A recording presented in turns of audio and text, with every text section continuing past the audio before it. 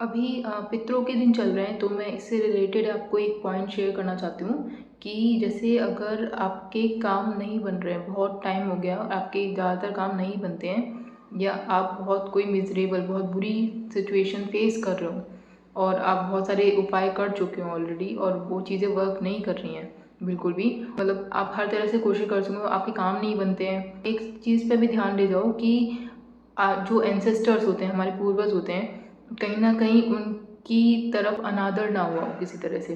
क्योंकि होता है, बहुत सारी चीज़ें हो जाती हैं, हम जो अनजाने में कुछ बोल देते हैं, कुछ कह देते हैं, कुछ सोच होती है, ज़रूरी नहीं हम बोलें, या मतलब सोच रहती है एक पूर्वजों की तरफ कुछ कि ये चीज़ें हुई हैं, ऐसे थे वैसे थे, गलती से भी नहीं। ठीक है, आपको नहीं पता चल रहा है, आपको लग रहा है कि आप अपने सिर्फ पेरेंट, आपका जो क्रिएशन हुआ है इस दुनिया में वो आपके पेरेंट्स की वजह से हुआ है। नहीं, बहुत सारी जनरेशन्स हैं जो इसमें इन्वॉल्व हैं।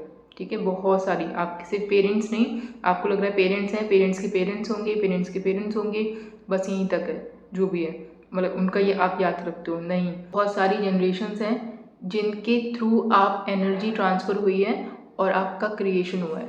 तो कभी भी उस एनर्जी का डिसरेस्पेक्ट किसी भी वे में आपको नहीं करना है।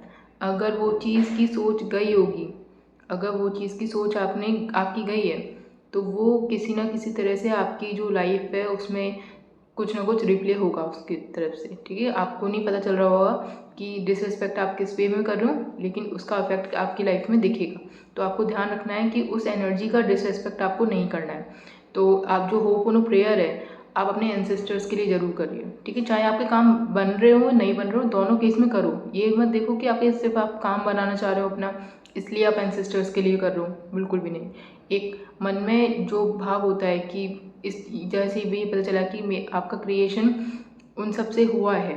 ठीक है, सिर्फ पेरेंट्स से नहीं हुआ, उनसे हुआ है और अनजाने में कुछ भी हुआ है। तो सिर्फ काम के लिए मत करो कि मुझे काम बनाना है इसलिए मुझे एंसेस्टर्स से फॉरगिवनेस मांगनी है, माफ़ी मांगनी है। नहीं, बिल्कुल भी नहीं। होप नो प्रेयर आपको कि अभी तक इस चीज़ से अनजान थे और गलती जो भी हुई है, आप अपने जितने पूर्वज हैं उनसे माफ़ी मांगो। ठीक है, आपको एक एक का नाम लेने की ज़रूरत नहीं है, लेकिन एक अंदर से प्रेयर होती है होप ओनो की कि आप अभी इन चीज़ों से अनजान थे, I am really sorry, please forgive me, I love you, I thank you. इस तरह से आप प्रेयर करो और ये चीज़ जितना ज़्यादा अच्छे भाव से आप करोगे, आपको रिजल्ट उतना अच्छा मिलेगा। ठीक है, ये चीज़ें मतलब ये बहुत इंपॉर्टेंट टॉपिक है। ये अभी दिन चल रहे थे इसलिए मैं आपसे, मुझे एकदम से ध्यान आ गया कि मुझे आप लोगों के साथ ये चीज़ शेयर करनी चाहिए। अपने एंसेस्टर्स, अपने पेरेंट्स, इनके लिए होपोनो ज़रूर किया करो। ठीक है, अच्छे से किया करो। इसमें कोई आपको पूरा दिन नहीं देना है, आधा घंटा 1 घंटा ऐसे कर रहे हो, नहीं।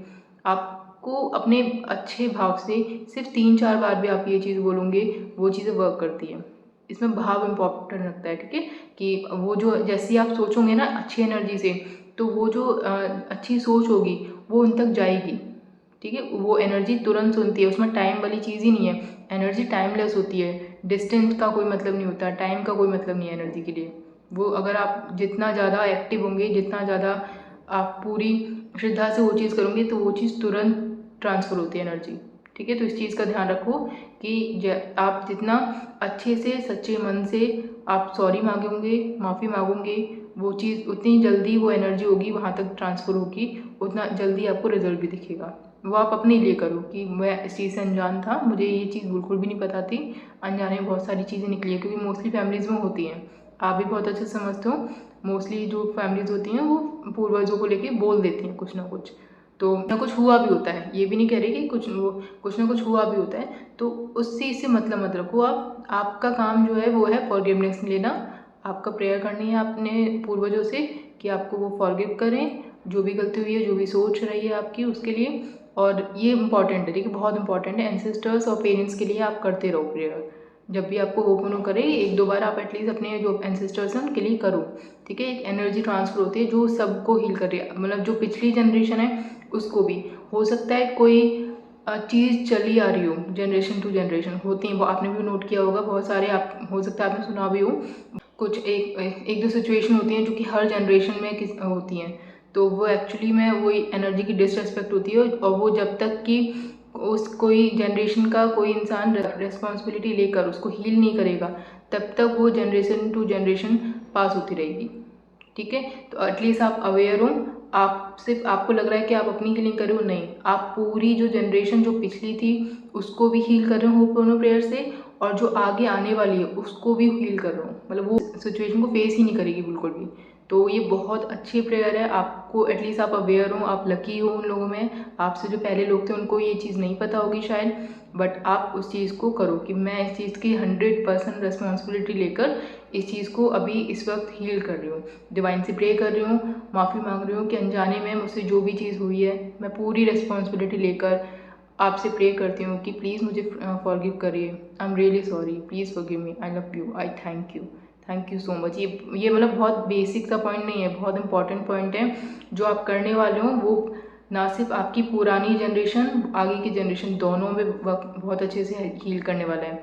तो ये आप इस चीज़ का ध्यान रखो। ये आप कभी भी कर सकते हो, ऐसा नहीं है कि अभी सिर्फ दिन चल रहे हैं इसलिए मैं बोल रही हूँ। आपको जब भी ये आप वीडियो देख रहे हो आप इसको तब भी ट्राई कर सकते हो। ये कोई दिन वाली चीज़ फिक्स नहीं है। आपको मेन है कि आपको ये चीज़ जब भी पता लगे आप इस पर अप्लाई करो इसको। अगर कोई पर्टिकुलर इशू चल रहा है तो उसके बारे में 1-2 लाइन बोलकर आप एंसेस्टर से सॉरी बोल सकते हैं, डिवाइन से उसके लिए माफ़ी मांग सकते हैं। मतलब ये चीज़ हुई है मुझसे गलती से, sorry, please forgive me, I love you, I thank you. ये चीज़ सिचुएशन हुई है, मैं इसकी 100% रिस्पॉन्सिबिलिटी लेती हूँ। I am sorry, please forgive me, I love you, I thank you. इस तरह से आप करिए, ठीक है। ये बहुत इफेक्टिव है, बहुत अच्छे रिजल्ट्स आपको देगी। आप अच्छे, आपकी बॉडी को बहुत अच्छे से हील करेगी, आपको बहुत लाइट फील होगा ये करके। Thank you so much.